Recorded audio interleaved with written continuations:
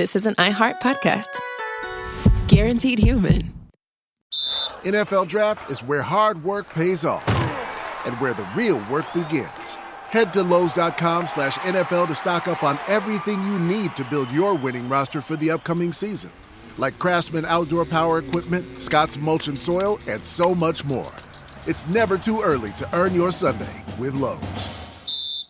You know how it's never really about where you're going, it's about who you're going with? The right people can turn any drive into a great memory. That's something Toyota really believes. They design vehicles around real life and real people, the ones who make plans happen and bring everyone together. Inside, everything's built with passengers in mind. Comfortable seating, smart layouts, and space that actually works so everyone can relax and enjoy the ride. There's room for the people, room for the stuff, and room for the moments that happen along the way. Because when people are the destination, your ride is important. Learn more at Toyota.com and find the vehicle that fits your people. This is the Late Round Podcast with your host, JJ Zacharisa.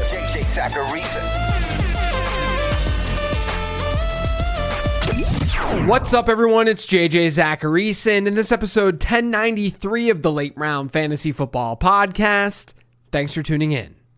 You've now heard episodes on the quarterback and running back classes. To wrap up this series, we've got one more, and that's at wide receiver. As I do each year, I picked the brain of my friend Matt Harmon for today's episode. He's an analyst over at Yahoo, and he's the owner of Reception Perception, a methodology that he uses for charting wide receivers. We discuss a ton of players in this year's class, and as usual, Matt brings the heat. Now, before getting to that interview, I need to set another reminder. Check out the Late Round Prospect Guide. It's 170 pages of analytical information about this year's class. It includes information on second-year players as well, all for $19.99. And if you get the guide before the NFL draft happens, you'll get the post-draft version of that guide just hours after the NFL draft ends. It'll be emailed to you. So check it all out, lateround.com. Now here's the interview with my pal, Matt Harmon. Matt, you're on this show every year at this point. I think this is like year 4 or something like that of you doing the prospecting stuff for the wide receivers. So a lot of people who listen to the show know about Reception Perception, but if they don't, for whatever reason, explain what you do with Reception Perception, why it's so important to this wide receiver evaluation process. Yeah, so for Reception Perception, what I do is over an 8-game sample for NFL players and college prospects when enough film is available on the college prospects. I go and I chart every single snap, every single route that they run over that 8-game sample. I chart a bunch of different data points. Mostly at what matters is the route data, the success rate versus coverage, which is how often they're getting open, executing their assignments, separating, etc. on those individual, in particular routes against man, zone, press, coverage. I also chart alignment. That's not just slot outside, whether they're off the ball, on the ball. It's really try to give you the full picture of what a wide receiver is, in addition to some metrics like contested catch data, what they're doing in space from a tackle breaking perspective, which I think is really important when we're starting to look at individual receiver archetypes. And why I think this matters is because, or why I thought it mattered 12 years ago when I started doing this for NFL and college prospects, is that the goal is to try as best as we can. And it obviously is not a completely possible endeavor because that's not how football works, but try as best as we can to isolate the wide receiver from surrounding variables. Because you know this as somebody that is knee deep in production, is that production obviously has to come from a lot of other variables going the right way. Sure. Everything needs to kind of happen in a certain way for a wide receiver to get that production. Obviously those outside variables matter when we're looking for, how does this guy produce? Is he going to be a viable fantasy option?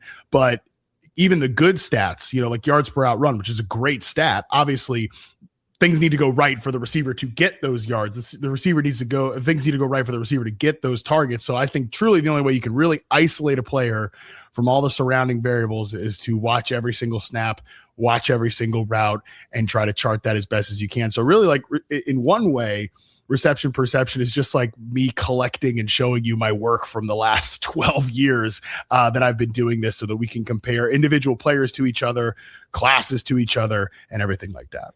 Can we also have a really quick discussion? This can be a minute long, but you mentioned it. You Doubt mentioned it, but sure. Yeah, it's never a minute long. Where like I feel like there is this notion out there, whether you're coming from, and I even opened up the prospect guide with this discussion this year in the prospect guide, but talking about how film lies, talking about how numbers lie, guys, they both lie. It's up to the we're trying to directionally get to the right place, right? And that's what reception perception is doing. It's taking things to a different level in order to directionally get to the right place. It's not to say that everything I do from a production standpoint is going to be flawless and that it's going to be right and that it's like the result is going to end up a certain way. And the same thing with you. What I think is important is that there are different methodologies. You know, I talked to Matt Waldman on Perspectives that dropped last week. And, you know, on that show, you couldn't find two polar opposite people in terms of how we're approaching prospecting, me and him. But to me, if you find common ground on a player, or if what I'm seeing is similar to what you're seeing, to me, that's probably getting us closer to the right answer with the player. 100%. I think I've always said this, that reception perception is not like some skeleton key. Right. And anyone who out there who is selling their services as some sort of skeleton key, you should run away from that person as fast as you possibly can.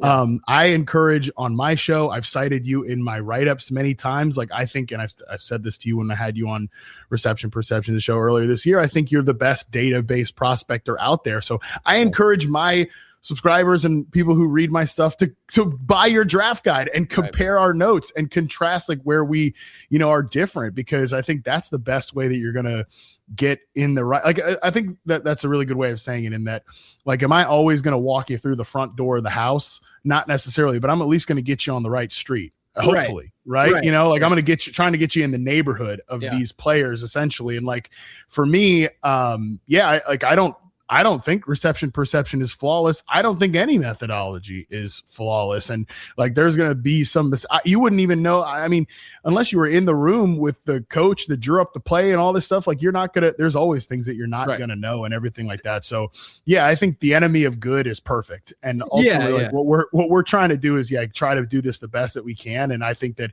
as long as you come out with that, with, you know, some humility and some grace, and like, I did a whole video on my YouTube channel recently talking about like my 5 biggest misses from the last few classes, which is that super fun? No, but it's the reality. Like everybody knows it. Sure. It's out there on the internet. So yeah, I mean, I think both of us have a good level head when it comes to this stuff, that, you know, we're not perfect and nobody is out there. I think it's also important, before we get into this discussion, that you and I, throughout, like, basically when January hits and we start really prospecting stuff, like, we're friends. We text about this stuff. We talk about this stuff pretty frequently. And so hopefully this discussion that you guys are about to listen to is more of just that, as opposed to, like, you know, some really processed and buttoned up. You know, I know that you guys over at Yahoo are doing your thing, but this is late round fantasy football where we can wear gym shorts all the time, you know? Yeah, you're right. I'm suited up over here for sure. Yeah. All right, let's talk about this class. Okay. How would you compare this class as a whole compared to, you know, some of the recent ones that we've seen? Yeah, so one of the exercises I do is I keep stacked rankings on my site, and this is from 2021, which is the year not the year Reception Perception started, but the site started. So when those prospects started hitting that particular site, I just started ranking those guys every single class. So I think it's a really good way to kind of refer back to different classes and how I view different classes when we're looking at the current group here. And I think when you look at it through that lens, there's no what I would call tier 1 wide receiver prospect, which is Malik Neighbors, you know, was one of those guys. Marvin Harrison Jr., I know it hasn't worked out in the NFL perfectly just yet, but he was one of those guys. I also would have said like a Garrett Wilson, a Chris Olave, a Devontae Smith, a Drake London. Like, those guys are tier 1 receiver prospects to me. We don't necessarily have one of those guys in this class. Like, you can set it and forget it. Take this guy in the top 10, if not top 5 picks. Jamar Chase would obviously be one of these players as well. you can take this guy in the top 5, top 10 picks in every single draft class. That's not necessarily what we have here. However, I think we have a really good group of what I'd call tier 2 and tier 3 receiver prospects that can go inside the first round, and some of them, more late 1, early round 2 type of guys. Obviously, I'm not ranking the full class with every single position. That's way outside my pay grade. But when I talk to people who do that sort of exercise, this is not a class overall that is super filled with clear round 1 grades. Like I just had Dane Brugler on my show, and he's I don't even think he has like 15 true first round grades in this year's class. So it's kind of befitting of that entire that entire group of what the whole class is what the wide receiver group is, which is I don't think we have like one true stud as we've had in some previous years, but I think we've got a really good group of tier 2 receiver prospects, which by the way is not bad at all. Like just a couple of guys I've ranked in tier 2, somewhat recently, like JSN was a tier 2 prospect to me. I thought Tedero McMillan was a tier 2 prospect. So some really good, Jalen Waddle, a tier 2 prospect, like really good players have been in that second tier. And it just kind of takes a few breaks and maybe a little bit of development for some of those guys. Yeah, I think that, what I'm seeing from a modeling perspective is pretty similar. I've talked about it on the show, especially when you align it with like projected draft capital at this point. Like right now, if you look at, like NFL mock draft database, the amount of day 1 and day 2 wide receivers that are projected. Now, to be fair, I remember doing this exercise, I think last year, or the year before that, and it was pretty similar. And then we didn't get as much, day 1, day 2. But right now it's projected to basically be the highest that we've seen, tied for the highest that we've seen since like 2011. So like, but I think that aligns with what I'm like. I see a lot of average to above average profiles for, round 2, round 3 type players. And like you said, if it is a weaker class elsewhere, it might just push these guys naturally up the board a little bit. And I know that people are going to start yelling at me being like, oh, well, draft capital is one of your inputs. And how do you account for that? And you don't. I mean, I can't. Yeah. I was going to ask you about that because that's something I've thought a lot about actually with wide receivers. And it sort of dovetails into a conversation that you and I had earlier this year on my show about, how I think there's too many good wide receivers in the league. And part of that, how it affects drafting and draft prospecting is that I think we could debate whether some of those guys that are going to get pushed up the board, whether if there's going to be like 11, 17 guys taken in the top 100 picks or whatever, are they actually top 100 prospects? Or is it just like you look at a wide receiver and you're like, I know how to incorporate that into my NFL offense. Like there's a guy in Omar Cooper Jr. who could go in the first round this year that, I kind of waffle on whether he's is he a clear first round player? Is he more round two border? But like, I know that evaluators are going to look at him and be like, well, I know exactly how that applies to an NFL offense. You see what I'm saying? So like, yeah, of course. I think that could, do you ever think about that because I think about a lot of ways where the game has changed and the league has changed. Like, okay, these inputs from a reception perception standpoint matter more than they did 4 or 5 years ago. And I just wonder from like a database perspective, when we're looking at like draft capital and things like that, and just like even the quality of competition at wide receiver rooms in college football, like does that sort of stuff change how you might look at it from a data perspective down the line? Yeah, 100%. I mean, well, I would say this though, with the draft capital thing, I think there's a difference between what I'm modeling for and what you're looking at and charting in a way that you're doing more talent evaluation work, right? With that, like not to say that you're not going to evaluate like fit and stuff once they get drafted or like what they're going to do in fantasy, but like this model is quite literally aiming towards projecting 2 of their, their 2 best seasons out of their first 3 in the NFL. And so if there's a team that says, look, if a team reaches, there's a lot of data that suggests that reaching for a wide receiver based on mock draft data, like Tutu Atwell going way ahead of where we expect him to go. There's a lot of data, like research that I've done that says, hey, this guy it's a little bit scary to go after this player. But if you're talking like 10 spots in the second or third, day 2 spots, that's not a big deal if they're, quote unquote, reaching like for that. And then to your point where it's like, okay, a team really wants Omar Cooper and maybe they're drafting him 21st overall. I have no idea who's going 21st overall or what team is drafting there, but 21st overall versus, 30th overall or something like that, where yes, there is a tangible difference there. But if you're saying that they're doing that because they have a way that they want to deploy him and use him and they like his fit, that could be good for fantasy football because that means that they have a plan for this player. Whereas, and I'm not saying that that's flawless because certainly teams draft players thinking that they have a plan for them and then they have no idea what they're doing with them, right? And so I might have a stupid plan. Yeah, I think it just goes back to our conversation of like being directionally right. The draft capital stuff to me is just an inherent evaluation of a team and a front office that's putting millions and millions of dollars into this process and us getting that for free. And I can back test it and say, hey, this has been relatively. Now, I do think I did an entire episode. I do think that part of draft capital is a little bit overblown in the way that people view it, where they're sometimes people are almost too strict with draft capital in the way that they view it.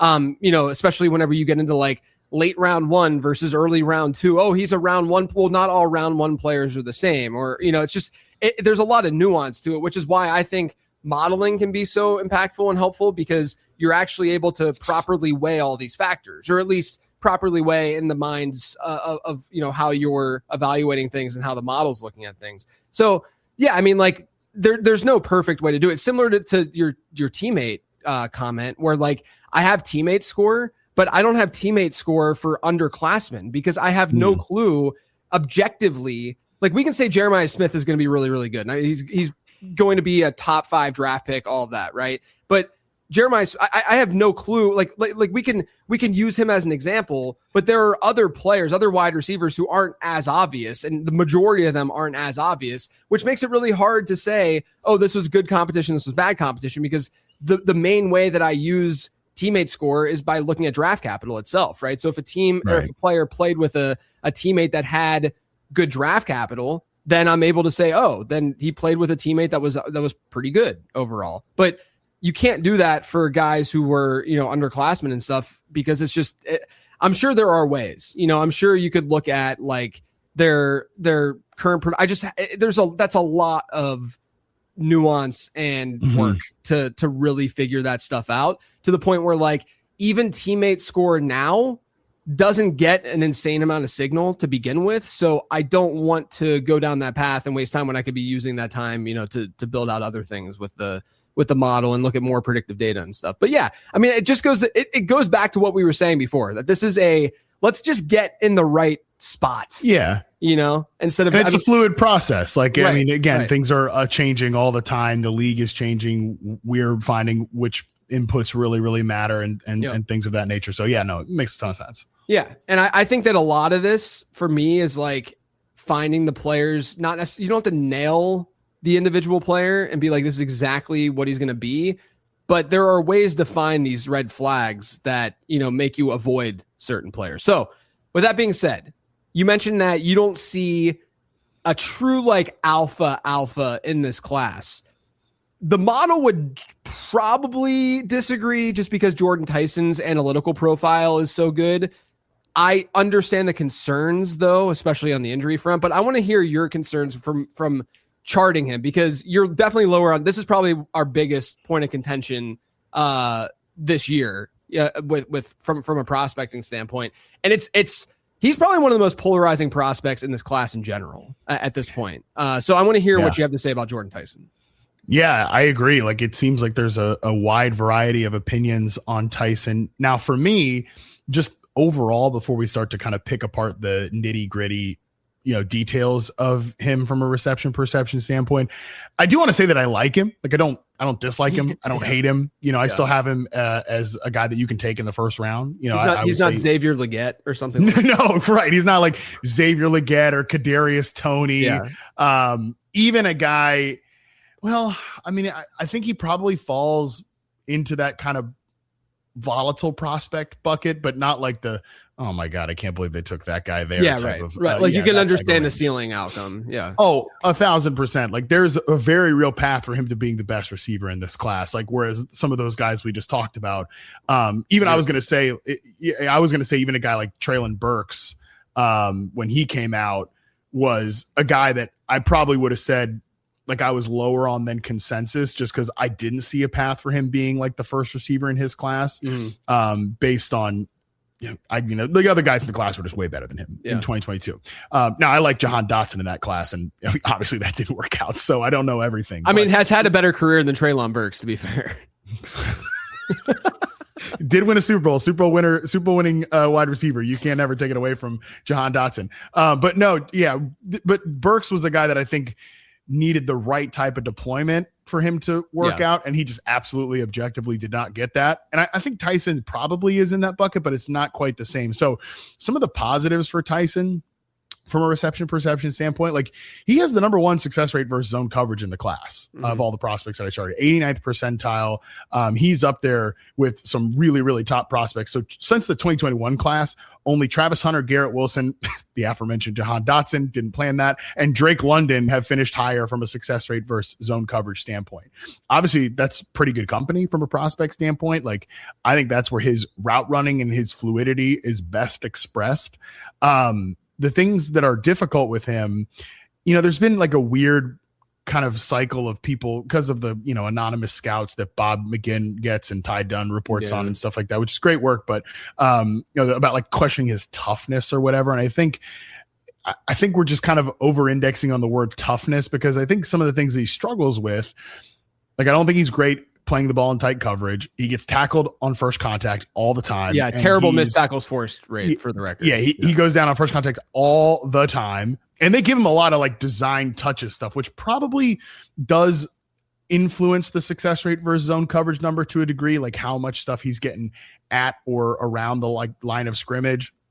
But he also struggles, in my opinion, against press coverage, especially when it's like physical combative situations. That doesn't mean that he's soft or he's not tough. I just think from a technique and a timing standpoint, that does need to get better. I think like he could be a little bit more combative in those ways. And I think from a route running standpoint, he's just got a lot of like wasted, needless motion. He's got a lot of these kind of jitterbug like movements at the top of his route, which like, okay, that looks good in like a one-on, like a zone coverage situation or, an off coverage moment. But like when we're actually one-on-one in isolated coverage, you're wasting time in that situation. And you end up more so covered than not. Like the moves become too predictable because they're not just decisive. Like when he's 1 foot in the ground and goes, he can create a lot of separation. And I think you see that on his route chart on routes like posts, digs, and outs. But the route shorter to the line of scrimmage, the more vertical route tree, that's where he doesn't perform as well. So I kind of think, again, just from an overall reception perception standpoint, he probably projects best in like a movement Z role. And I do worry that because he's 6'2" and over 200 pounds, like he could end up being one of those guys that gets tossed into the X receiver spot. I wouldn't like that as much for him. I would like to see him moved around across the formation as like a Z and get some slot stuff too. Yeah, I mean, look, I'll say this. I said this before on another show, whether it was on this feed or not. But I am kind of surprised that Jordan Tyson is not the consensus wide receiver one in the fantasy space, because people lean so analytically heavy, in this space. And yet he's the wide receiver 3 by most like ADPs and stuff and rookie rankings and such. But I'm surprised by that because like his age-adjusted production, I don't think a wide receiver comes close in this class. You look at his journey, like his freshman year in Colorado, he leads the team in receiving in 9 games before he had that crazy bad injury. And then obviously doesn't really play the second year, comes back the third year. And that third season was the best analytical season, in my opinion, in this entire class. Like the way that he performed before he went down again. That was the collarbone that year. Mm-hmm. And then, last year, even his production was really strong until that hamstring injury happened. And then things started to kind of taper off a little bit. Yeah. But like his breakout score, which is, my adjusted receiving yards per team pass attempt metric, 99th percentile. I mean, it's absurd, right? His career yards per route run, 89th percentile. First downs per route run, 93rd percentile. That's career. His best season in yards per team pass attempt, 94th percentile. Like, out wide yards per route run, 85th percentile. Like there's just so many good marks with Tyson that I'm going to have a hard time not having him as my wide receiver 1 post draft. Like I talked about this on the mailbag show. Like even if he goes like early round 2, which I don't think is going to happen. I think he's going to be a round 1 guy. The model, it's treating him similarly. The model is as it treated Luther Burden last year. Now, I think Burden obviously has hit a pretty good outcome so far, but also found the right spot for that kind of thing to happen. And so I have to keep that in mind with a player like Tyson, that I do think that There's enough negativity out there that this is probably not a alpha type situation where it's just so obvious that we got to, get this guy. But there's obviously the injury stuff too. I think the injury stuff is a reason why people are questioning toughness too. Do you think that? Oh, yeah. I guess, but he played through injuries. Yeah, that's what I'm saying. Yeah. Which, by the way, I think he was worse off for it. I think I mentioned this to you a month ago or so that he's one of the rare guys where I had to chart multiple seasons because the 2025 season was so injury ruined. And again, it's what games can you get and stuff like that where he's not available and everything of that. So I think he was better in 2024 than he was in 2025. Yeah. The player, and now from a catch point standpoint, he was probably worse in 24 than he was in 25, but I think you can kind of take that two different ways. In one way, it's when he's not playing through a hamstring injury, which he was, right, he's really, really good.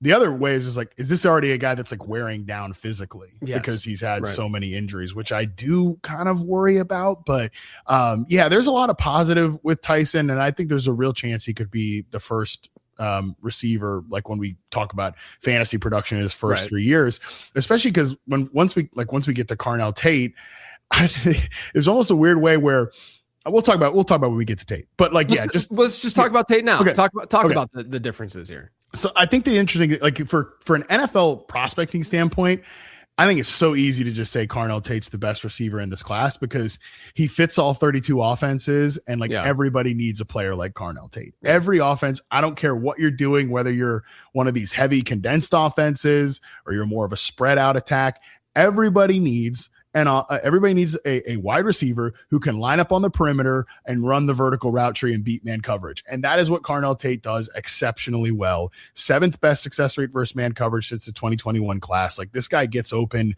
on all the big boy routes. There's no schemed up Mickey Mouse stuff underneath. He's running real deal routes and he catches absolutely everything. He's got a wide catch radius. He is the most aesthetically pleasing player to watch catch the football I can remember over the last few years, with just everything that he does from an attack standpoint, from a technique standpoint.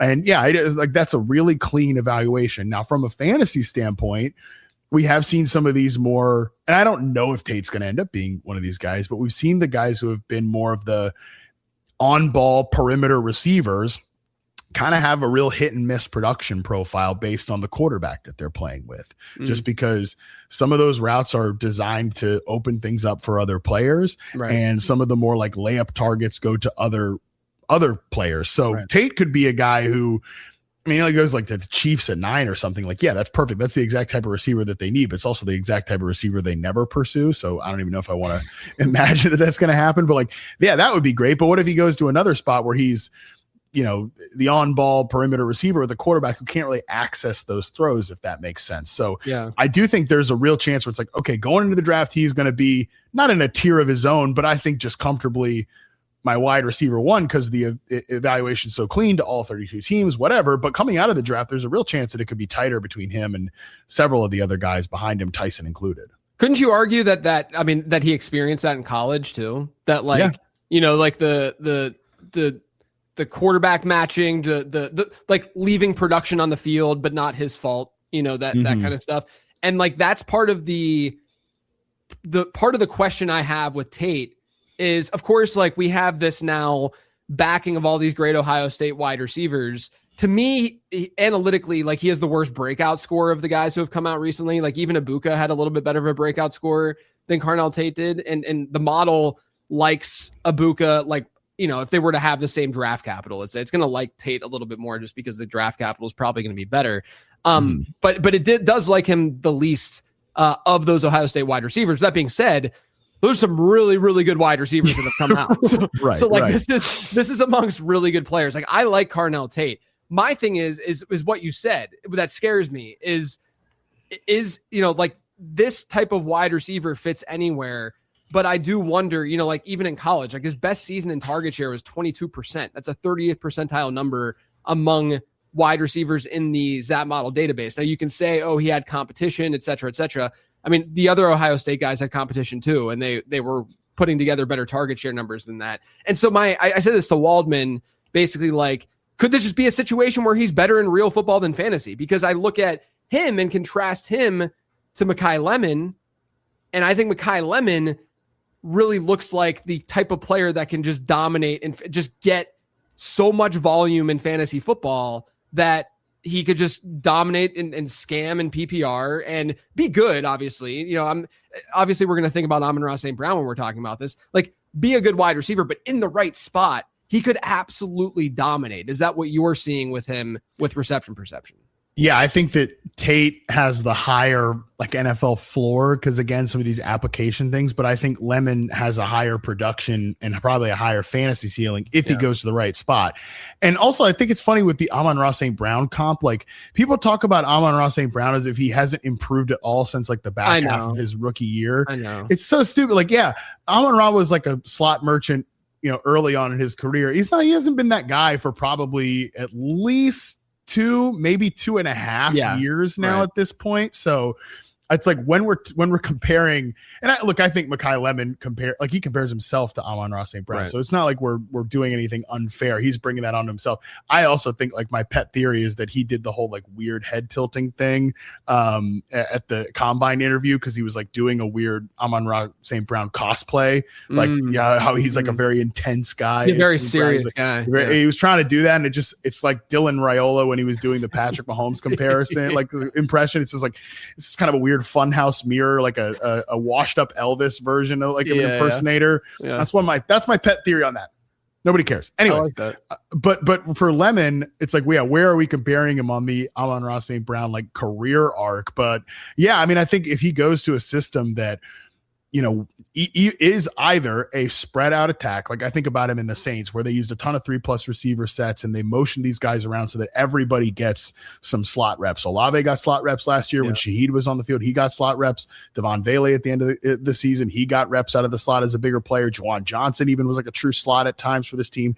I think that would be a good fit for him. Or if it's a team that really condenses things and kind of blurs the lines between like a slot and outside receiver, like which is what the Seahawks did with Jackson Smith and Jigba last year. Like JSN, I think JSN's a better prospect than Mekhi Lemon, but like they both show some of the same abilities to win against man coverage in tighter spaces. So yeah, if Lemon goes to the right spot, he can absolutely end up being like the dynasty wide receiver 1 post draft. It's just obviously going to depend on that spot.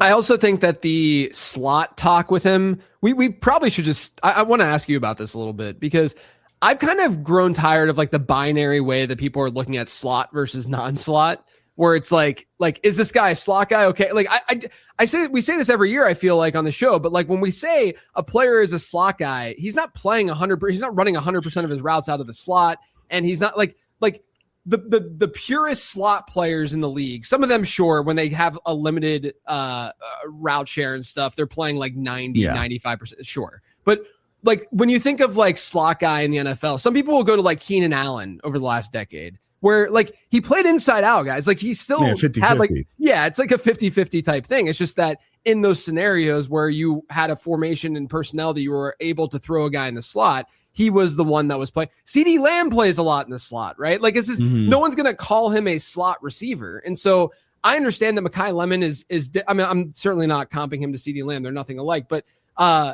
with Mekhi Lemon, yes, he had a high slot rate in college. But at the same time, it was an 88th percentile rate, 76% slot rate. But to me, when you look at players in the first round that have had high slot rates historically, Jalen Waddle, Jackson Smith and Jigba, they've panned out fine. And they've been Emeka Buka, people thought was only going to be slot too, right? Where like again, I mean, I think the Buccaneers are just, they do things oddly when it comes to wide receiver alignment. You know, they drafted Jalen McMillan and threw him on the outside. They draft Emeka Buka and throw him. I mean, they're thriving, doing fine. So like, I can't really fault them, but well, I was going to say they're one of those teams that really blurs the line between what's a slot and what's not. Exactly.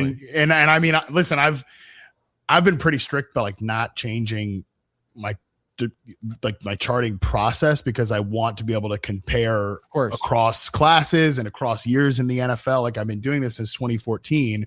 Like I want that process to be pretty consistent so that we can compare historically and really know what things are telling us. The one thing I've ever had like a real existential crisis about changing is alignment, especially with how teams are moving guys around at the snap right now. The Bucs are a perfect example. Like if you watch the Bucs the last couple of years, Mike Evans will be he'll be condensed closer to the offensive line or like the tackle or what tight end or whatever than, your ex receiver typically was, but he's outside on the ball. But then you've got Jalen McMillan like running at the snap, and he's like right here next to him, right, to the point that then when McMillan breaks, like he's breaking on the outside breaking route where Mike Evans is breaking inside. It's like, okay, was that really an outside receiver rep? I mean, essentially, yes, at the snap of the ball, he is outside on the ball, but like teams are doing that now to blur these lines anyways, which I do think specifically with Lemon, he's the type of guy, and I think JSN was this type of guy too, and Ibuka was a little bit less of a man beater than JSN and Mekhi Lemon was when they were entering the league. But these guys showed the ability to win against man coverage in ways like, okay, this guy can survive on the field and be an outside receiver in those sort of situations. I kind of think the analysis with Lemon in particular has been a little bit antiquated. Like, yes.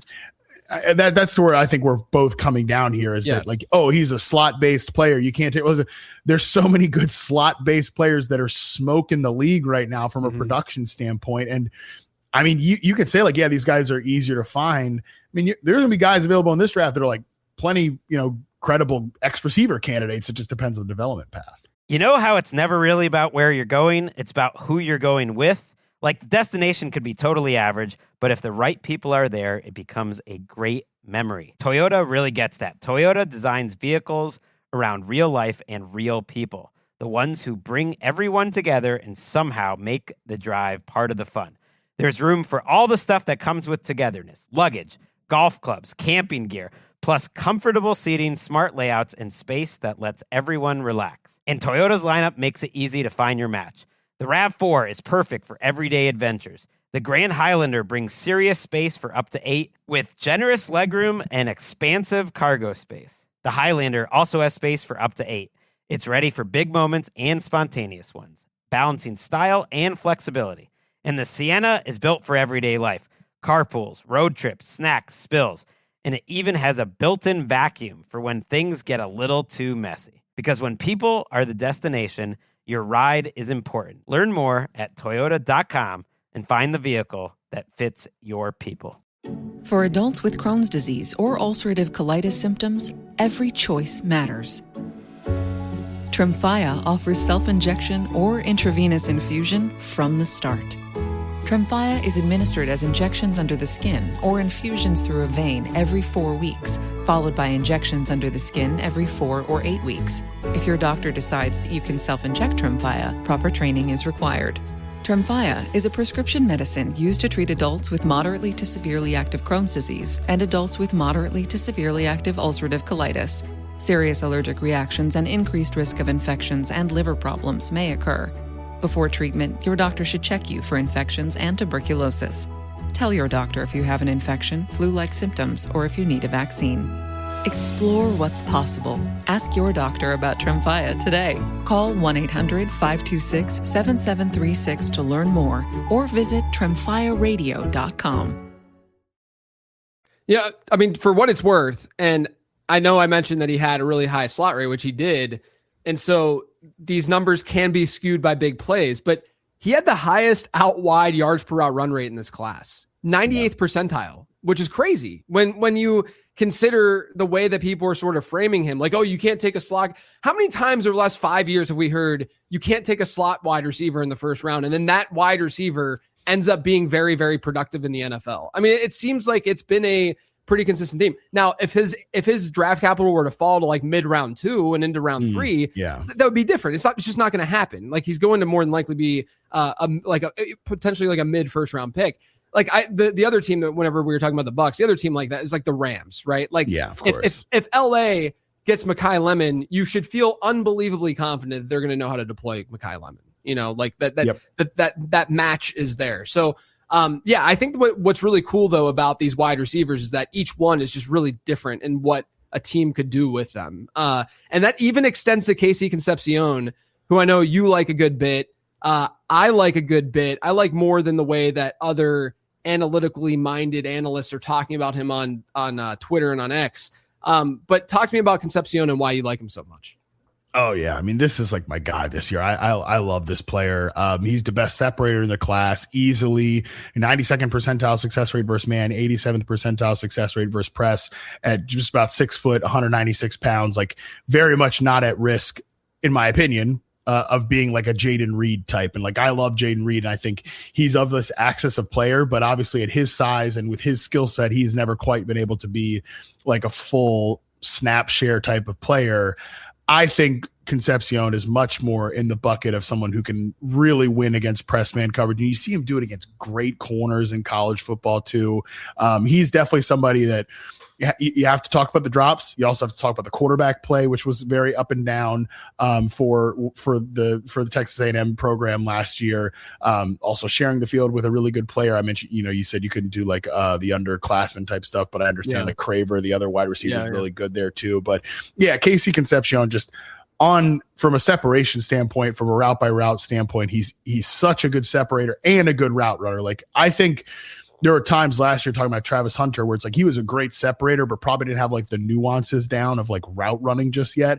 I think KC, even though he was like a 40 carry player in his first year in college football, very much has like the nuances of the position down. Obviously, again, you have to talk about the drops and the way he kind of has a weird way of attacking the football at the catch point. He kind of claps at it. He's also got bad habits of like losing focus before he transitions to a run after catch player. He'll leave his feet sometimes to make catches, which sometimes you can ask, like, is he not super confident in his hands? Is he thinking about it before, again, he tries to secure the catches because he knows he has a drop problem?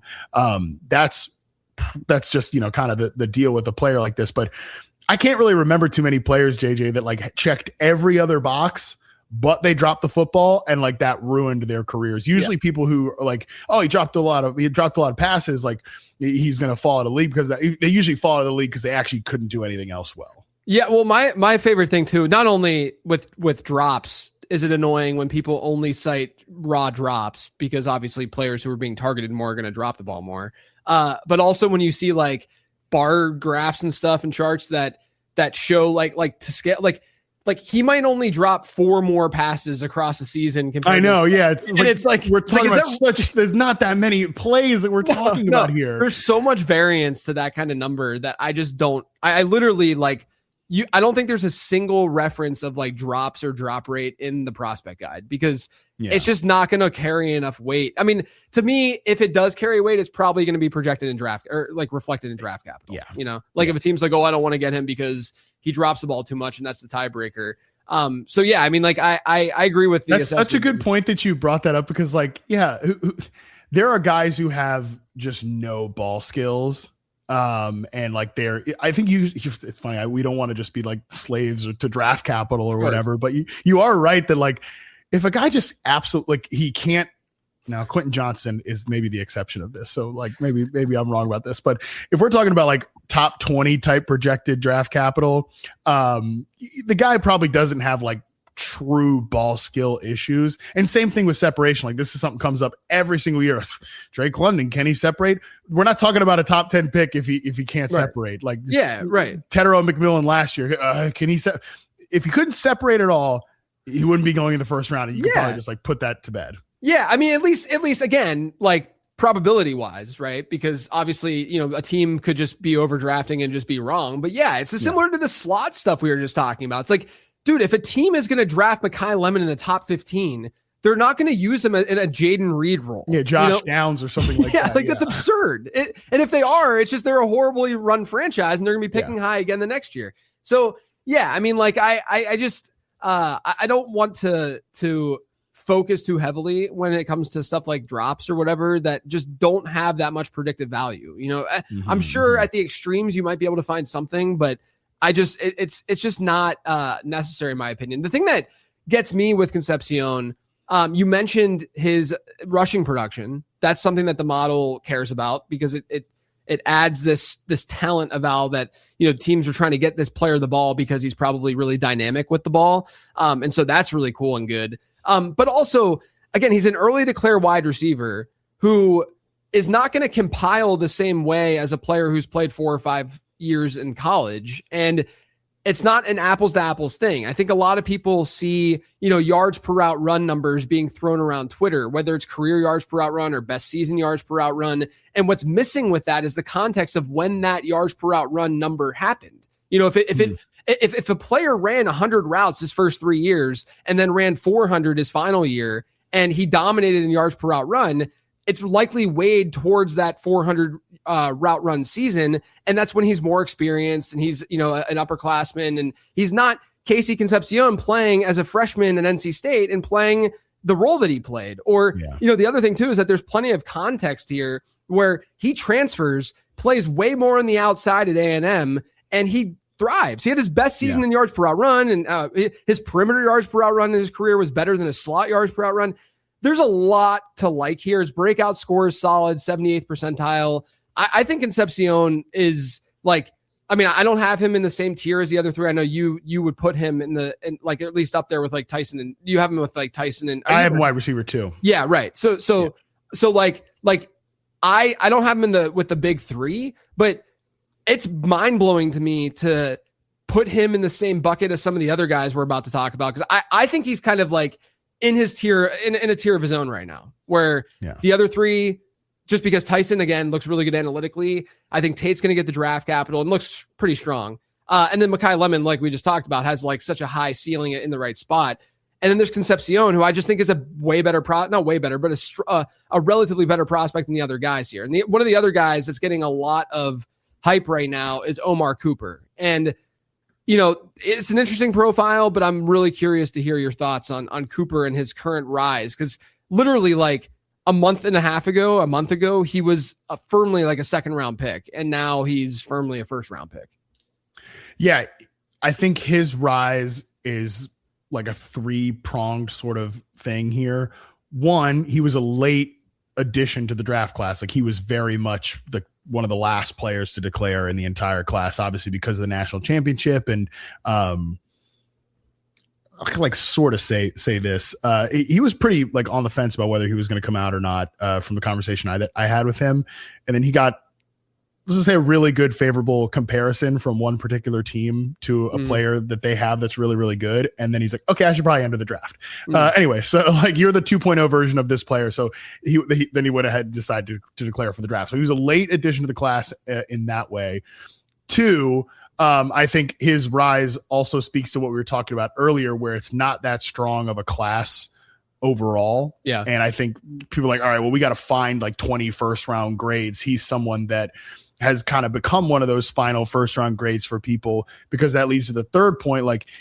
He is a really easy player to look at and say, I know exactly how this is going to help my NFL offense, because he's a very easy player to watch and understand. Okay, this is the role he's bare minimum going to play for us, because he is an exceptional player with the football in his hands. Yeah. He's just awesome hey, I'm going to spit the ball out to this guy and he's going to give me plays in space. To that point, I mentioned I chart in space attempts. He was in space on 53% of his sample catches, which is you're in the open field, you have the chance to break a tackle. He went down on first contact on 34.8% of those in space attempts. He broke multiple tackles on 34.8%. So the rate of plays in which he is going down on first contact and breaking 2 tackles in the open field, it's very rare that those are the same. Yeah. Okay. Yeah. So he's a very, very good player with the ball in his hands. So I think that's part of why the rise has happened, because bare minimum, you could say, all right, I can spit the football out to this guy and he can give me yards after catch plays.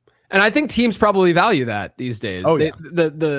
In particular these days, where defenses are built the way that they're built and teams are running the ball a little bit more, there's heavier personnel and they have a player who's versatile like this to take advantage of that. Makes a lot of sense. I mean, his avoided tackles per reception across his career, 97th percentile. One of his analytical comps was Deebo Samuel in the prospect guide, but I know he's 20 pounds lighter. I get it, guys. I fully... That's not the 2.0 version of the player that he got the comp to. I just want to make that clear. His number one though is Rashee Rice, which was the one that you and I had talked about. I didn't really love Rashee Rice coming out, to be fair. I didn't think he was that fantastic of a prospect. That was a miss for me. But there you go. I hated him as a prospect. He's the third lowest player I've ranked in the stacked rankings. And again, I just did a video for this on my YouTube channel where I went over my 5 biggest misses, and that was one that I talked about. So I've already properly made fun of myself for that. Yeah. Yeah, I mean, I certainly didn't like love Rashee Rice.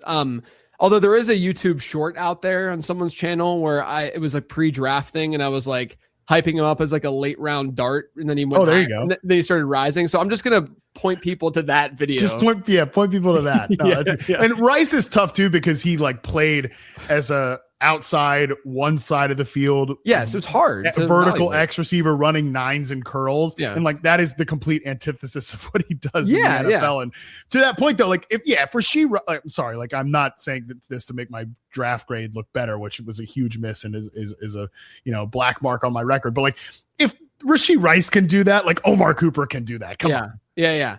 But yeah, I mean, like his breakout score, 55th percentile, not terrible. Career yards per out run, 79th percentile. First downs per out run is really strong.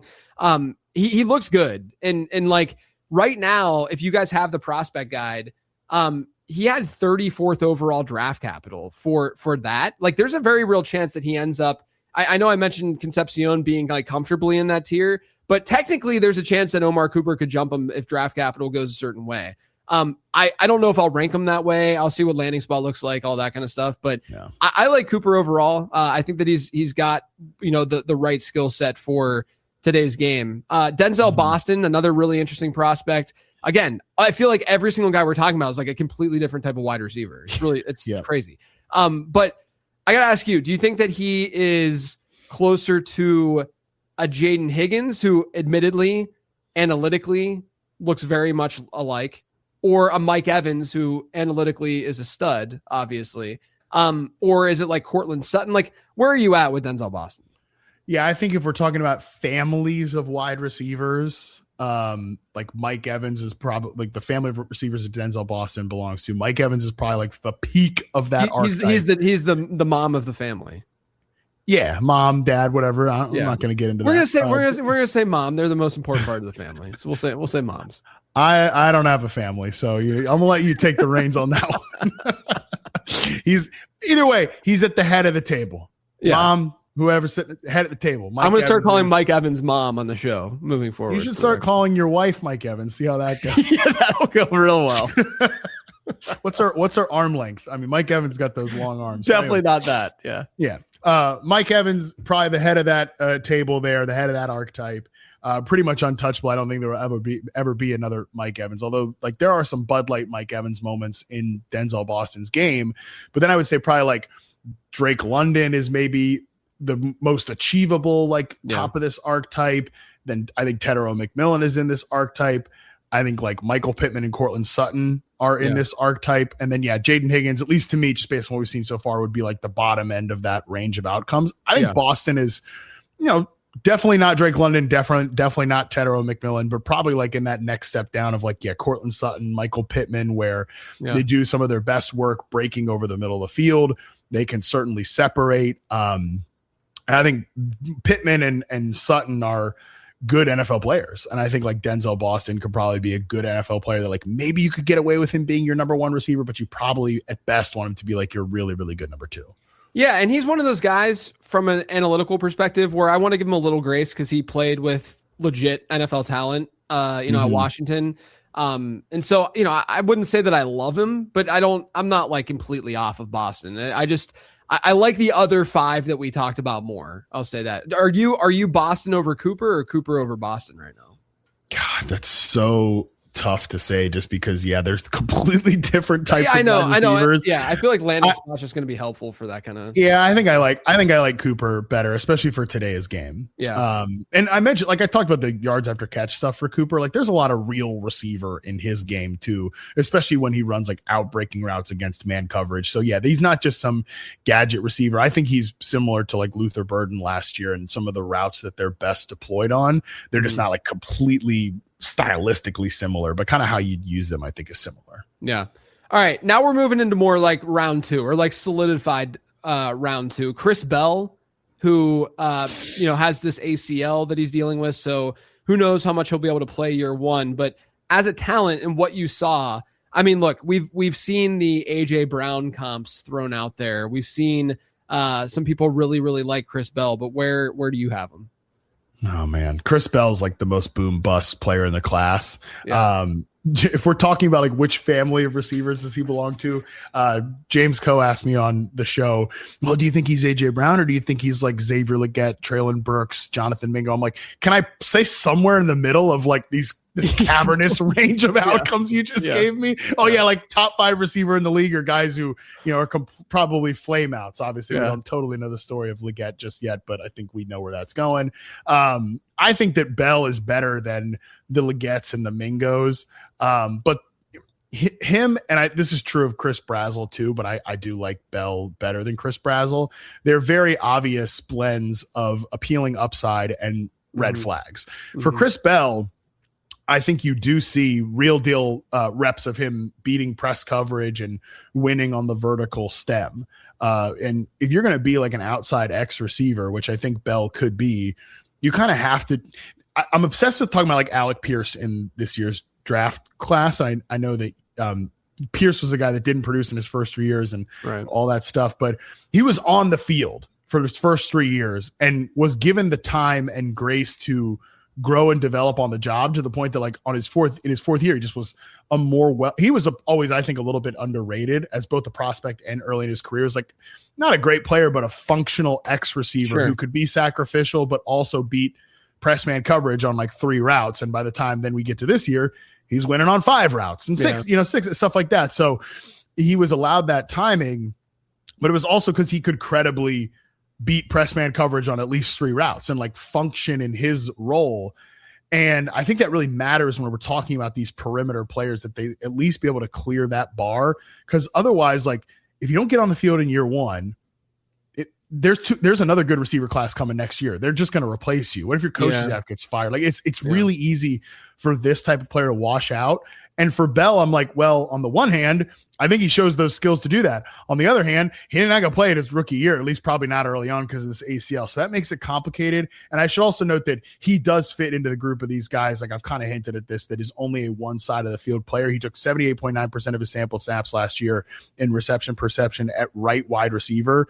I'm going to have a post on this on my site here in the next few days, but right now, I have 35 receivers from the 2016, 2017, 2018. I had a 2-year gap in charting prospects, and then 2021 to 2024, 35 receivers that have been skewed alignment. So only 70+% of their snaps at one right or left outside receiver position. Those guys average 20.1 yards per game in their first 2 seasons, 18.9 over the course of their career. Yikes. And like the vast majority, there's only really been like 4 true hits. It would be Rashee Rice, DJ Moore, Drake London, Juju Smith-Schuster. Everybody else is under 45 yards per game through their career. You know how it's never really about where you're going? It's about who you're going with. Like the destination could be totally average, but if the right people are there, it becomes a great memory. Toyota really gets that. Toyota designs vehicles around real life and real people, the ones who bring everyone together and somehow make the drive part of the fun. There's room for all the stuff that comes with togetherness: luggage, golf clubs, camping gear, plus comfortable seating, smart layouts, and space that lets everyone relax. And Toyota's lineup makes it easy to find your match. The RAV4 is perfect for everyday adventures. The Grand Highlander brings serious space for up to 8 with generous legroom and expansive cargo space. The Highlander also has space for up to 8. It's ready for big moments and spontaneous ones, balancing style and flexibility. And the Sienna is built for everyday life: carpools, road trips, snacks, spills. And it even has a built-in vacuum for when things get a little too messy. Because when people are the destination, your ride is important. Learn more at toyota.com and find the vehicle that fits your people. For adults with Crohn's disease or ulcerative colitis symptoms, every choice matters. Tremfya offers self-injection or intravenous infusion from the start. Tremfya is administered as injections under the skin or infusions through a vein every 4 weeks, followed by injections under the skin every 4 or 8 weeks. If your doctor decides that you can self-inject Tremfya, proper training is required.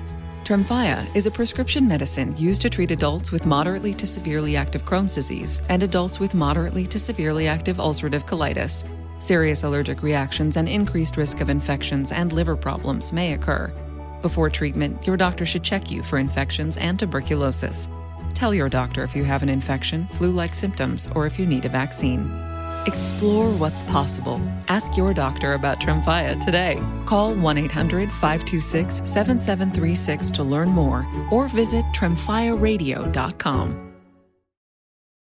Bell's interesting because he doesn't have that bad of an analytical profile. His projected draft capital has risen a lot since I published the prospect guide. Like, he could end up being the guy after Boston, like in the model. But like you said, I think that we're now approaching this range of extreme volatility because Chris Brazzell, I think, is just thrown in, like you said, thrown in that as well, where, you know, you look at the range. I mean, like Chris Bell, the comps that got spit out for him were like Jonathan Mingo, JJ Arcega-Whiteside, and DK Metcalf. You know, it's like just everywhere from like a size, speed, you know, and that's what you get with like that kind of player in general. And that archetype of player is just this, like, does it fully translate? Like, does the size and the athleticism or the hopeful athleticism and speed really translate? Now, Chris Bell is super big and thick, whereas Chris Brazzell is more of that like Martavis Bryant build. What do you see with Brazzell? Like, do you see the ceiling with him, or is this more of like a you're frightened situation? Yeah, Brazzell 95.5% of his snaps at right outside receiver this last year. It's like one of the highest ones ever in the RP database. And yeah, he comes from that Looney Tunes offense at Tennessee. Also, like, definitely some, let's just say, mixed character reports out there on Chris Brazzell. So like, he's a guy who could fall further than we expect. And these Tennessee guys usually do. Like, remember when Jalen Hyatt was supposed to be a first round pick in 2023 and he went in like the 70s? I liked him too much. Yeah, that was bad. I've changed my process a little bit. And that's one person that forced that. Every now and again, when I look back at my rankings, like, I mean, Puka Nacua was this way on the positive end point, and like Jalen Hyatt was this way on the negative standpoint, where I was like, I definitely should have just trusted the charting numbers when it came to my rankings. Like, I'm hesitant to actually put like all of it into one aggregate number. Sometimes I'm like, I wish I'd done that for Jalen Hyatt, because he would have been like the worst prospect of all time, but I still like kind of ranked him like where he went drafted, which I felt vindicated at the time that he went in that range. And then he was way worse. No, he's just way worse. He was way worse than that. So yeah, he was, I think, to bring that back to Brazzell, I think Brazzell's a better prospect than Jalen Hyatt. I kind of liked Tillman as a third round pick. I think he's similar in that bucket, but the ways that he's different is that like he's really fluid and loose as a mover in like the intermediate area. So he shows an ability to like break off out routes and dig routes, and kind of will flash that ability, especially against press coverage, or man coverage. But there's a long way to go in terms of his nuance as a route runner. Like, release moves need to be fully reworked. Like, his zone coverage recognition, spatial awareness is very up and down. And like, it's just a long learning curve coming from that particular offense and offenses of this family tree in general. Yeah. Josh Heupel coming from like the Art Briles world, like back in the day with Baylor, Corey Coleman and those guys. Like, it's just not a lot of NFL applicable stuff, which is why these guys don't go high anymore. Yeah. I mean, he was like, his comps, Brazzell's, were Josh Reynolds, Denzel Mims. He did get George Pickens, but that's more like size. Like, Pickens' production profile like wasn't otherworldly, so that's that was a weird one too. Like, that his journey was kind of right, bizarre and right, weird, really hard about. All right, next on the list, Jeremy Bernard. It feels like he's rising a little bit, just based like. People seem to solidly have him as like a round 2 player. It feels like at this point. Do you think that's fair? Yeah, I think he's like a good day 2 prospect. He's a glue guy. He's like good at everything. Where I talk about these guys who have that skewed alignment, he's like perfectly even right wide receiver, left wide receiver, slot wide receiver. Like, I think he can credibly line up at all 3 receiver positions. He's really good in the intermediate area. Like, his dig route percentage is incredible. He could just, and which I know that's like obsessing about one route, but this is where you're attacking teams right now over the middle of the field in a split safety world. Like, you want to put your big boy pants on, drop back, and work over the intermediate middle of the field. So I think Jeremy Bernard checks the box there.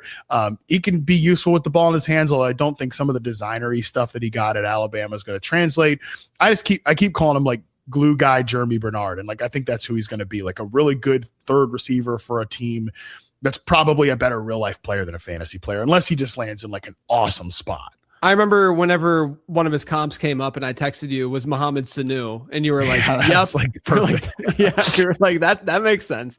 I don't want to be like super high on Bernard. I'm thinking about rookie drafts though. And there's a chance he goes higher than I would want just because the draft capital might be there for him and people might just follow that a little bit, but I don't think he's like a bad player. He doesn't really like overly excite me. One player who I think could be a little controversial is Zachariah Branch, who, I mean, if you want to probably, did he have one of the weirdest reception? He had to have had one of the weirdest reception perceptions you've ever done. Yeah. 100%. Almost 29% of his routes were screen routes. That is the highest mark I've ever charted for a prospect. These are the only guys that are close. Rondale Moore, rest in peace, 20.9%. Amari Rogers, 18.9%. Darius Stewart, remember him back in 16%. No one else I've charted in all of the classes I've worked on has even hit 15% other than those guys. So yeah, no doubt it's a weird profile. Yeah. I mean, 45.5% of his targets in general came behind the line of scrimmage across his career, which is just wild. And again, I mean, I've said this on the show so many times at this point, but if you look at guys who are day 2 picks who had a career behind the line target rate of 30% or higher, he's at 40, he's over 40%. He's at 45.5%, which he's the only one over 40% for the record. Yeah. But all of them, aside from Wan'Dale Robinson and Luther Burden, have busted big time. But Wan'Dale Robinson and Luther Burden both had really, really good production profiles, like elite production profiles. Whereas, you mentioned some of them, funny enough. I mean, there's Amari Rogers, Lynn Bowden, Anthony Schwartz, Kadarius Toney, Rondale Moore, rest in peace, Velus Jones, Trey Tucker, Malachi Corley. I mean, it's gadget guy after gadget guy that people kept selling themselves on and would say, oh no, this team can work with this player. No, this guy has skills with the ball in his hands, which I don't doubt was Zachariah Branch. It's just a profile that scares the living crap out of me. Are you same line of thinking, or is it one where, like, if he goes to the Chargers and he gets Mike McDaniel, does that excite you? Like, are you like, okay, maybe I'll draft him in rookie drafts, or are you just still like, no? Does Malik Washington excite you? I mean, that's fair point. Yeah, I think Malik Washington was better as a prospect than Zachariah Branch. I really liked Malik Washington. But yeah, Branch is just tough, dude, because there's no doubt, like, yeah, he's good with the ball in his hands, and he flashes sometimes like an ability to beat man coverage on like in breaking routes. But he also has like no catch radius whatsoever. He's got small arms and he just like kind of body catches everything because he has to, like, and that works for him. It actually works for him to do a pretty good, like, solid contested catch rate, solid catch rate overall in his RP prospect profile. But like, is that going to work at the next level? Like, Wan'Dale Robinson's where like the peak outcome where everything comes together for that guy, and he gets a ton of targets over the last 2 years. And also Wan'Dale got better last year than he was in his earlier career days and stuff like that. So that's a big part of it too. But yeah, I wouldn't say that like I'm completely out on Branch, because there are more roles for these guys available now, but like they're more so roles in like how Jimmy Horn was used last year for the Panthers, where it's like he's used as that motion at the snap guy, occasionally design touches, but mostly you're there to do what we said earlier with Mike Evans for Tetero and McMillan, where you create that leverage for him to be the in-breaking route player. But like, yeah, the design touches guys, like if you're not a good receiver in addition to that, like you don't show what I would say real receiver stuff, like the team just has to bend over backwards to get that guy the football. And that's like harder to do than we think it is. So yeah, to me, it just branches. He's a weird one. And I think it's going to really take a lot of things to come together for him to be a big time productive NFL player. One player that I was surprised by, Matt Waldman loved, was Malachi Fields, because, and I said this to Waldman, like analytically, his profile is pretty garbage. It's hate him. Yeah, so. I'm not. Yeah, I specifically despise Malachi. No, I just don't think he's that great of a prospect. I mean, his comps too came in as like Mac Hollins.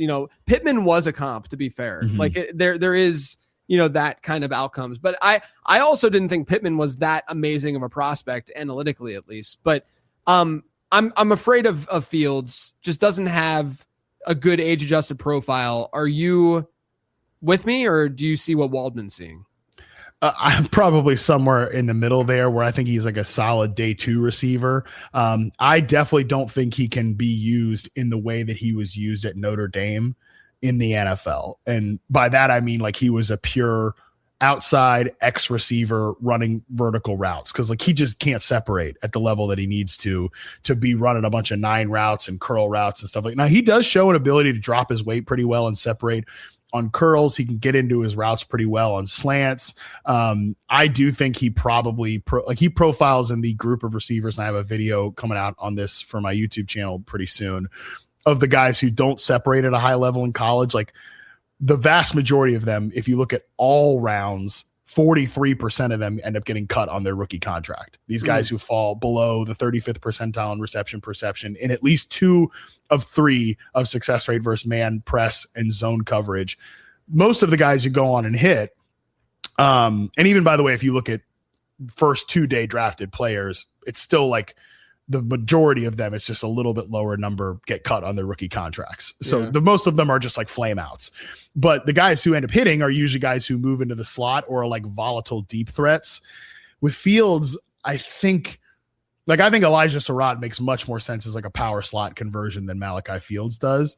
I think Fields might end up being one of those kind of like what I would call a volatile deep threat, like Kayshon Boutte type players, where he's a little bit of a sacrificial X, but he can win every now and again because he's got great ball skills and he does show some ability to really read out zone coverage as well. So there's a part of me that thinks like I've tried to do this with like Keon Coleman and Jaden Higgins in the past, and they're almost like too big to be big slot receivers. Like once you're 6'4", like you might be a little too big for that. But that's why I like Surratt in that way because he's 6'2", 210, 212 pounds. Probably makes more sense to be like a St. Brown, Juju Smith-Schuster type. But yeah, I like Fields, but I definitely think he could be a little bit of like a sacrificial X receiver at the next level. Surratt's kind of interesting because he had really good trajectory in college, like starting at St. Francis and then, obviously going to James Madison. He got better every single year. And then I specifically remember talking about him via text with you early on because he kept getting these like, again, these bigger guys who ended up going in the slot, whether it be Michael Thomas, Pat Bryant, I think was the one that resonated best with you. He actually got a Rome Odunze one too in the prospect guide. But I'm having a hard time with him because while the analytics are certainly not bad at all for Elijah Surratt, it seems like folks like yourself or what like NFL mock draft database and kind of monitoring where these guys might be drafted, he's going in the opposite direction. And do you think it's because of what you're saying? Like that he, from a separation standpoint, it's not really there and it might be more of like a Keon Coleman type situation, but maybe a better fit for that inside role? Yeah, like one of these guys, there's almost no point talking about him until we know where he lands. Because like, if his next general manager does what Brandon Beane did when he picked Keon Coleman, comes out of at the post-draft press and says, that's our next X receiver, I'm going to say, forget it. Like I don't think he can really play in that role and be like a high volume player, especially if you're looking for like fantasy upside. I don't think he can be that guy. But if he goes to a team where, they might see him as more of like an off ball receiver or again, the history is of reception perceptions littered with these guys that were non-separators on the outside and they became big slot receivers. It's like St. Brown, it's Rashee Rice, it's Juju Smith-Schuster. Like these guys do exist. There is a path for these players. But there's also a path where Juju Smith-Schuster gets drafted by another team and they look at him as like, oh, he's over 6 feet. He played on the outside in college. Like he's going to be our outside receiver. And I don't think it would have worked really well. But Surratt, like sub 20th percentile success rate versus man and press, but 81st percentile against zone. Like he's a really smart player and has the zone beating chops. I think you'd want to move inside. But again, a couple of weeks from now, he goes to a team that views him as an outside receiver because he wins a lot of back shoulder and contested catch, kind of opportunities. I think we're talking about a different story there. If they needed it feels like a Sean Payton player. If they needed that kind of, because that's what they did with Pat Bryant. I think Surratt's a better prospect than Bryant. Like I think I think he's a tier better of a prospect. Like, I do really like Elijah Surratt, and his game kind of grew on me, but it's within my little fantasy world if he goes to this spot that does this.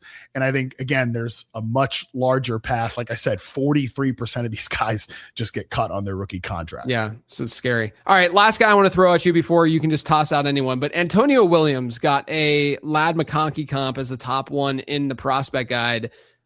He didn't have the same yards per route run numbers and stuff, but the model's not looking at per route run stuff.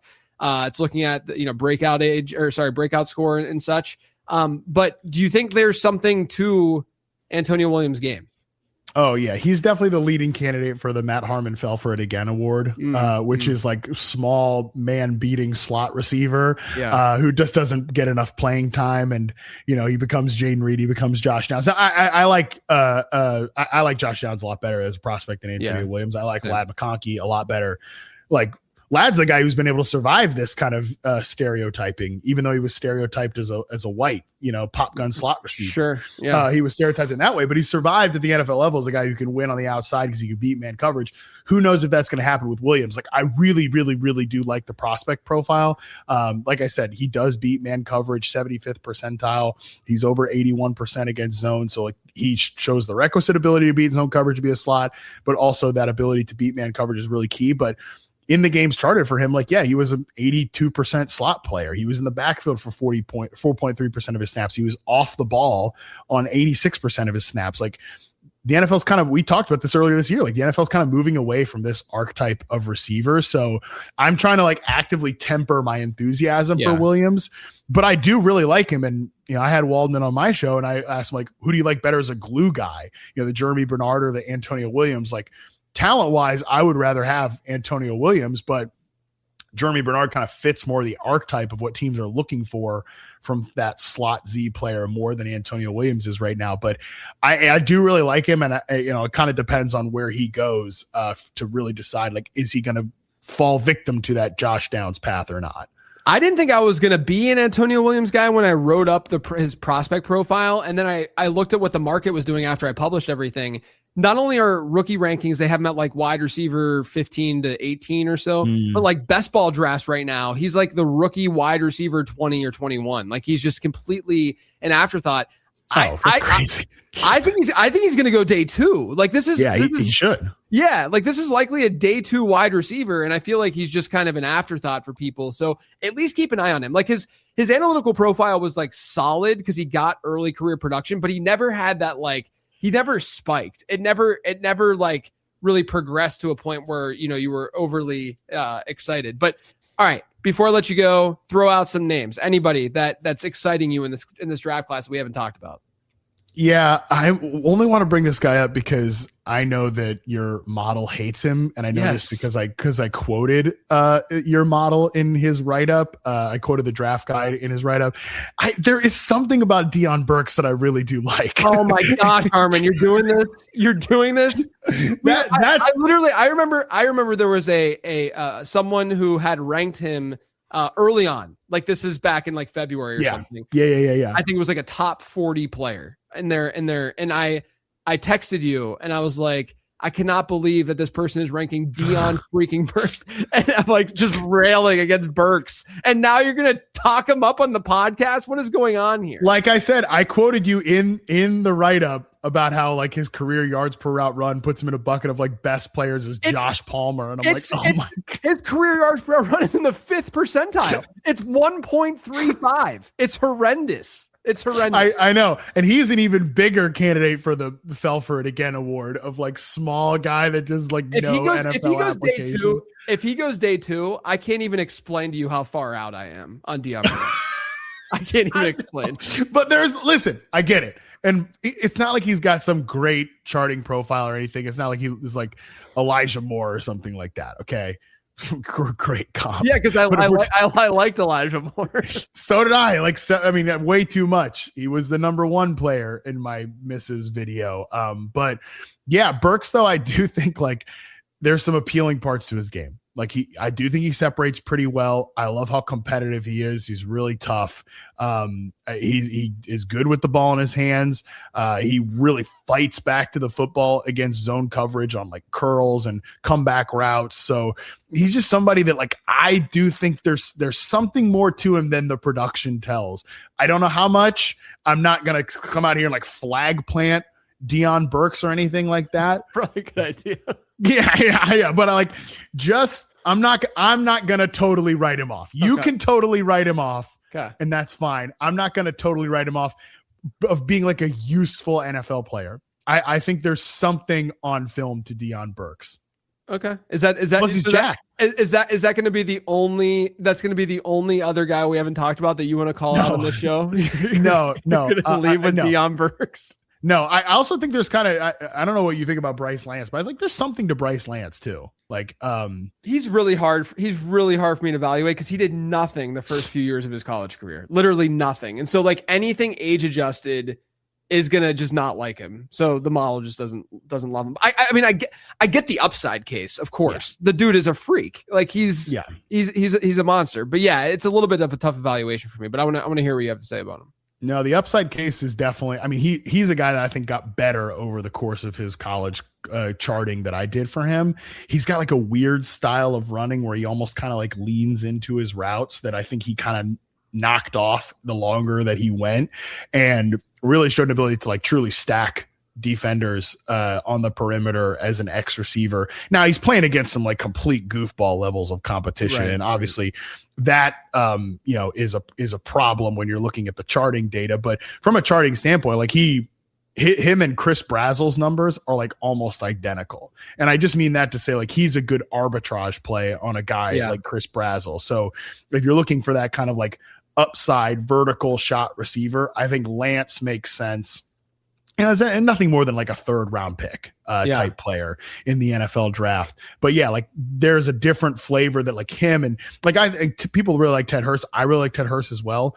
But he's different than like Lance has more like true vertical ability to him, whereas Hurst is more of like a slasher in the mold of like Torrey Horton last year. Okay.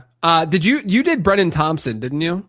I did. Yes. Yeah. Did you like him? I'm curious because obviously he ran the fast 40. And he has speed. He got like the JJ Nelson comp as one of them, in the that I think is like a very real outcome and like a probable outcome. But he also had like the Tank Dell, Calvin Austin was another one. Like, he's a smaller wideout and he's fast, but his production profile really wasn't that bad. So I'm curious what you saw with him.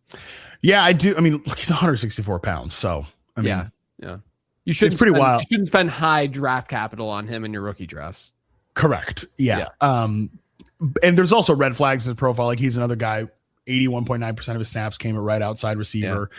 He ran a curl route on almost 39% of his charted routes. Like it's a lot of just BS hitches that really go nowhere, which I think kind of makes him a really difficult evaluation, particularly against zone coverage. But he was at just under 71% success rate versus man coverage. And he just truly, truly can fly. Like, I would say he is, I know this player is way better and bigger and went in the first round, but like he's very similar to like Jameson Williams and how he could just outrun an entire SEC defense. Right. And like Thompson has that ability and really can just pull away on go routes. Like all of his vertical route success rates are really high. And he does show the ability to sometimes throttle down, but he's also another guy that's just always running at full speed and will get himself covered up against zone at times. But yeah, there's something there.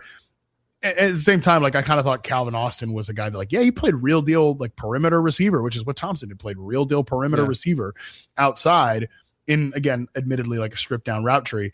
And Calvin Austin's been a fine NFL player, but not somebody that you want in fantasy. Well, everyone's matching Zachariah Branch to the Chargers. I think Thompson would be interesting there to pair him with McDaniel. They need that speed, that verticality a little bit in that offense. I just want to see him with a smart, good offensive coordinator and offensive mind, just to see what they can do with that speed. And I know that he's smaller, and I usually fade the smaller guys. But look, if it's the third round of your rookie draft or something, fourth round, why not? Yeah, you could do worse. I think he's got more to him then you probably think like the tip. He's got like some better numbers than Xavier Worthy, who was like another 160 pound receiver who probably definitely should not have gone where he went in the NFL draft. But that's a whole nother topic.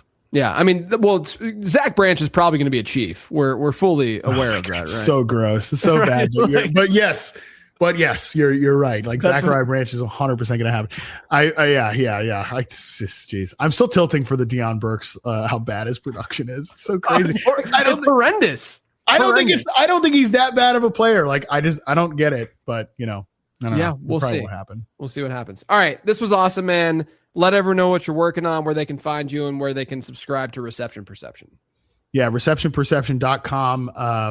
I am hoping to I will have 30 wide receivers, either full profiles or on the rookie roundup, which is a post I put up of mini samples on the NFL draft day. That morning it'll go up. So some of the more under the radar type players, but still have at least 5 more full profiles coming in addition to the guys that I have on the site. So you can read the full profiles. You can see the stacked rankings over there and all the work I'm doing at Yahoo as well, leading up to the NFL draft. Yahoo Fantasy Forecast, Football 301 are my shows over there.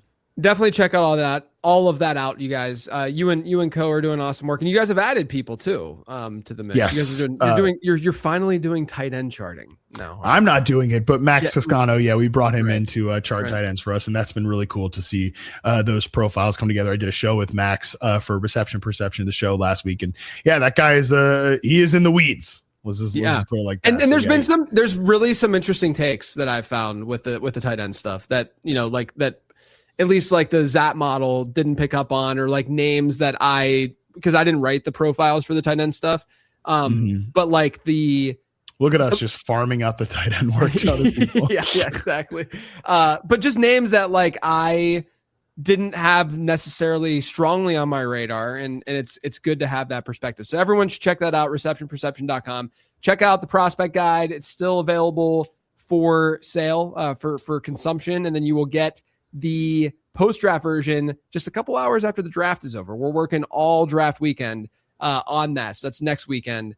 Check it all out, lateround.com. Otherwise, everyone, thanks for tuning in.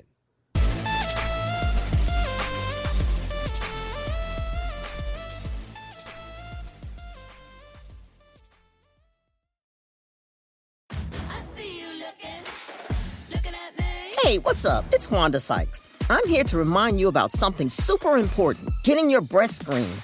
Because trust me, your breast health should be a priority. Early detection for breast cancer can change the game, which is why you should visit yourattentionplease.com to learn more. And do me a favor, if you've already had a breast cancer screening, remind your friends and family to visit yourattentionplease.com too. We gotta look out for our girls. This is an iHeart podcast. Guaranteed Human.